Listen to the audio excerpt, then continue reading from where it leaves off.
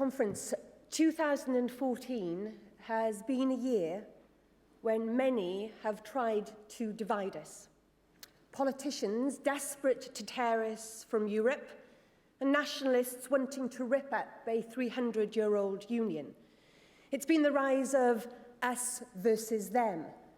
And now, more than ever, we need positive leadership. The people of Britain want something to look forward to. They want to have their voices heard, and they want to have hope. And Conference, only we, the Liberal Democrats, can offer that positive future.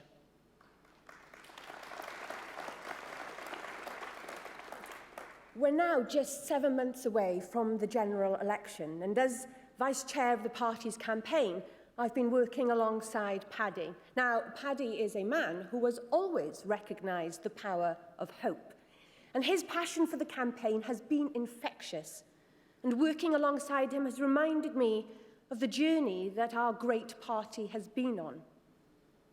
You know, I remember seeing him when he was leader and thinking, maybe, just maybe, one day I would see our policies put into action.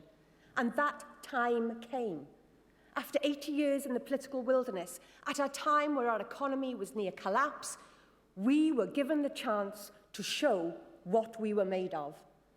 And in a time of tough economic choices, you know, it can be really difficult to offer hope. And warm words simply aren't enough. As Lloyd George says, the finest eloquence is that which gets things done. I'm sorry, I can't resist it. I can't do a speech without mentioning Lloyd George at least once. You know, and that's why I'm proud, very proud, we entered government to make a positive difference. Look how we've raised the tax threshold. It can be easy to forget just how important an achievement that is. In the most difficult of circumstances, we have lifted lowest paid workers out of paying income tax altogether. And a future Liberal Democrat would go further, ensuring no one on the minimum wage would have to pay a single penny of income tax. Now, did any of you here see David Cameron's speech last week? After the doom, gloom, and austerity of Osborne, he needed to cheer up the troops. And having been Prime Minister for 4 years, with all that power, with the might of the civil service behind him and a team of nearly 100 ministers to deliver his policies, and yet, when he needed one positive thing to say, what did he do? He steals a Liberal Democrat policy. You know, I could have sworn that he once argued that that was unaffordable. But we showed him different. And how about Steve Webb's pensions revolution? For decades, Labour and Conservative governments have allowed the state pension to decline. The Tories first broke the earnings link, and then under Labour, pensioners had to put up with the indignity of a 75p increase. Now, because of the Liberal Democrats, pensioners have seen an increase of £800 in their state pension since 2010. £800. That's the benefit of Liberal Democrats in government. And we have achieved so much. Record numbers of affordable new homes, the world's first green investment bank, over 1 million new apprenticeships, equal marriage, extra support for childcare. And of course, we stopped regional pay. Conference, even when we say no, it's positive. You know, the Tories wanted to penalise people because of where they work. Why should my daughter's teacher be paid less just because she works in Wales? Or a policeman in Cumbria? Or a nurse in Cornwall? Conference, the message is clear. We, the Liberal Democrats, have been the positive story of this coalition.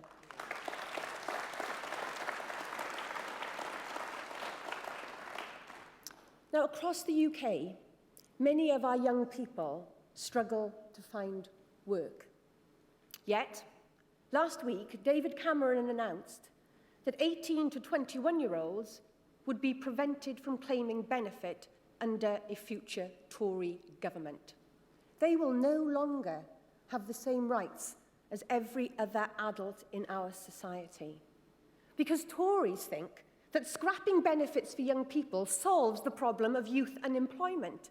You know, they don't seem to realise that not everyone has a family to support them or have the bank of mum and dad to rely on. And not everyone gets that lucky break the moment they leave school or college. You know, the Tories have already tried to do this in government, and we have rightly stopped them.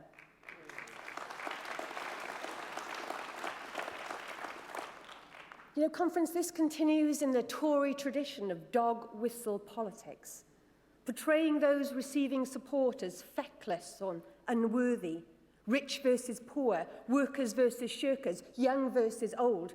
Conference, they seek to divide, we seek to unite.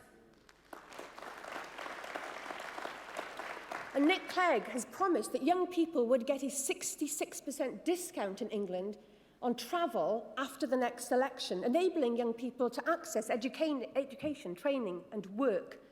And Conference, we know it can happen as we are already doing it in Wales. We used our influence in the National Assembly to ensure young people will have their very own young person's bus pass, a Liberal Democrat policy put into practice. You know, the Tories' approach, they want to divide the poor from the even poorer. But the Liberal Democrats will give everyone an opportunity. Because, Conference, we know, we understand that a job isn't just a job. It's not what you do with your time between 9 to 5. It's about having a stake in your society. It's about having pride in yourself when you get up in the morning, being able to provide for yourself and your family. And despite what those on the right might think, people don't expect much. They don't ask for much, just a little bit of support in their time of need. And I know, because I've been there, cutting their support isn't the answer. Liberal Democrats, we must fight the toxic politics of fear and division. Never shall we cast people against one another. Never shall it be us versus them. Forever, we shall be the positive party of British politics.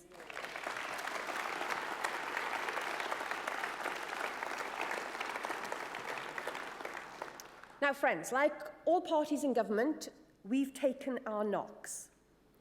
But don't fall into the trap of thinking that opposition is better. In Wales, we've had Labour since the dawn of devolution. One-party dominance. Our Welsh Assembly was supposed to be a symbol of hope, but Labour strangled that optimism. You know, 2 weeks ago, we heard Miliband speak of his so-called 10-year plan to build a world-class Britain. Well, we've had 15 years of Labour in Wales, and we are still waiting. 15 years. 15 years when they could have built upon educational excellence, but they delivered failing standards and declining investment.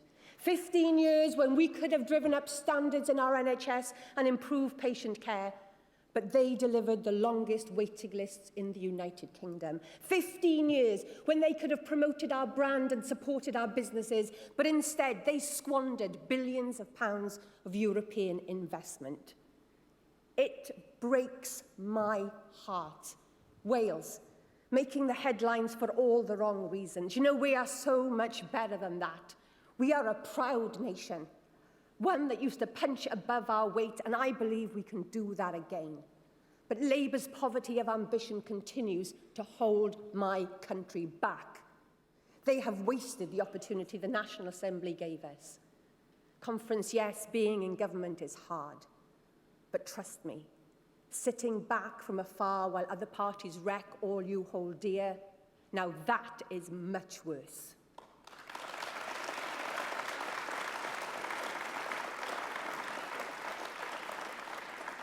And just don't take my word for it. A report conducted by former Labour Minister Alan Milburn showed that Wales's Labour government's record on child poverty to be an appalling one. It revealed that by the age of 5, the poorest children in Labour's Wales are already way behind pupils from similar backgrounds across the border. For me, that's the most damning evidence yet of Labour's failure. For too long, a child's destiny has been determined by their background, and that is exactly why my party in the Assembly has worked so hard to deliver our very own Welsh pupil premium.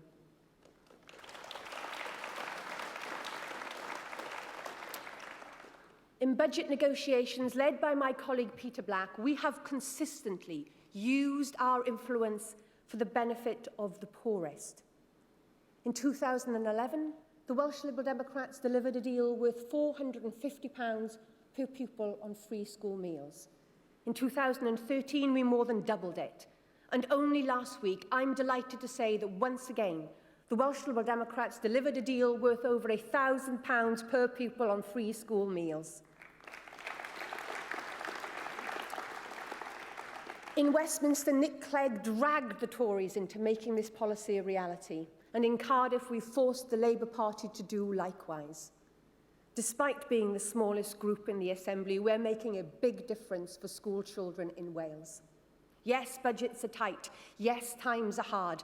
But we have channeled more resources to those who are in the most need. Every child deserves a fair start in life. Every child deserves an opportunity to succeed. Every child deserves to hope. Now, I spoke earlier about joining this party and being so enthused when Paddy was leader. In one of his very first conference speeches, he spoke of his determination to bring self-government to Scotland and Wales. He spoke of his will to return power to the people. Friends, we're still on that journey. We've come a long way. Scotland has its own parliament. Wales and Northern Ireland have their assemblies. And now, after years of timidity and reluctance under Labour, in coalition, we have been the driving force behind further devolution. Against Tory resistance, we've delivered more powers for Scotland, Wales and English cities. Because of the Liberal Democrats, Wales will have tax powers, borrowing powers and a more accountable Welsh government. We ensured a cross-party commission to devolve further powers, and Nick Clegg has made it clear that the recommendations of the Silk Commission must be implemented in full. Energy, justice, tax-varying powers, the list goes on, all will be delivered by the Liberal Democrats. So it's now time for the other parties to step up to the plate. And I challenge them all to do as Nick Clegg has done and sign up to the Silk Commission's recommendations so that Wales can speak as one voice. Wales must have a proper parliament, one that reflects the will of the people, one that has the powers to make the difference, and one that shows that devolution can really work. Our message to the people of Wales is clear. A vote for the Liberal Democrats will be a vote for Wales to have a real say over its destiny.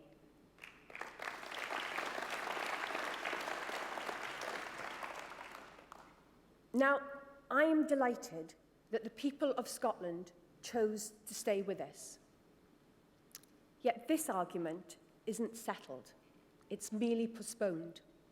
And it will keep coming back until we wake up to the fundamental problem that faces our union.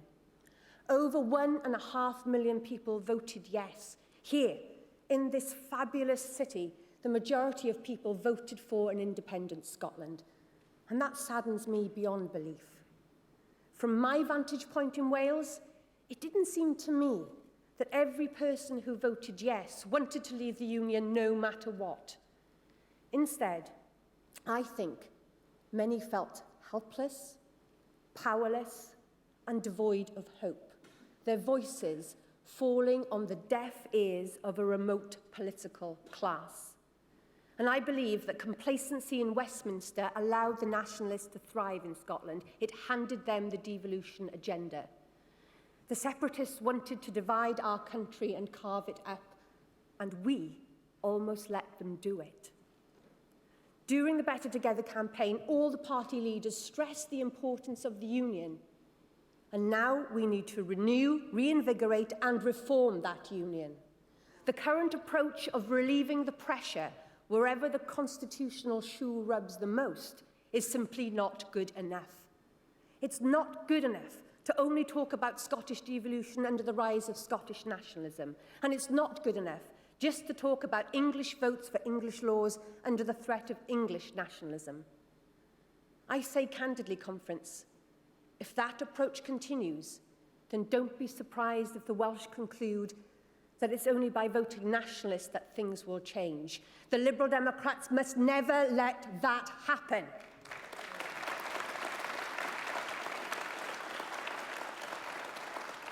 The Scottish referendum has changed the nature of the UK forever. The No campaign made a vow to the people of Scotland, and that vow must be kept no matter what. Scotland must gain home rule, but we cannot meet Scotland's ambitions without meeting those of Wales, Northern Ireland and England. We are four nations distinct with our own ambitions, our own needs and our own outlook. And all nations need to be at the table. We need a federal solution in which all four nations are equal partners in charge of their own destinies as part of one united family. And Conference, now is the time to do it.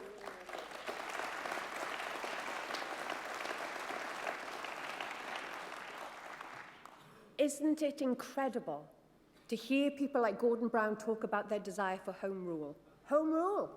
You're 100 years too late, but welcome to the party, Gordon. Back in 1886, liberalism in the form of Cymru Fydd led the debate on home rule. Since the days of Lloyd George, Liberals have been the party of home rule, and I believe it's closer than it ever has been. The referendum must be a lesson that people across the UK want more say over their future. We must show them that change is coming. Independence can't be their only option. The SNP, Plaid Cymru, UKIP, we can't let them divide us.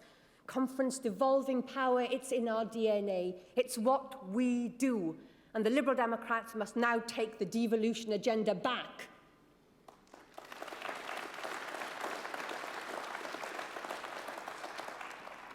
We are Britain's radical past, and it's time to ensure that we are its radical future too. Well, you can clap, but Conference, the establishment hates radical parties. The establishment hates the fact that we, the Liberal Democrats, are in power. It wasn't in their script. It wasn't supposed to happen. There is no party like us. Opportunity, fairness, freedom, those are the values that we must put into practice. Together, we can increase taxes on high-value properties so everyone pays their fair share. Together, we can scrap the hated seven bridge tolls to help rebalance our Welsh economy and no longer penalise our businesses. And together, we can build a liberal Britain where the people you and I care about have the freedom and space and the opportunity to flourish. Conference, we have 7 crucial months of campaigning ahead of us. It will be hard, but it will be worth it. As Emerson said, what lies behind us, what lies ahead is nothing compared to what lies within us. Within us, within this party, we have the power to build a better country. All of us have to be out there knocking on doors and selling our message, reminding people not just what we have achieved, but also how we can deliver a better future. Not one of doubt, but one of conviction. Not despair, but courage. Not distrust, but confidence. We, the Liberal Democrats, will be the positive voice that Britain needs. Thank you.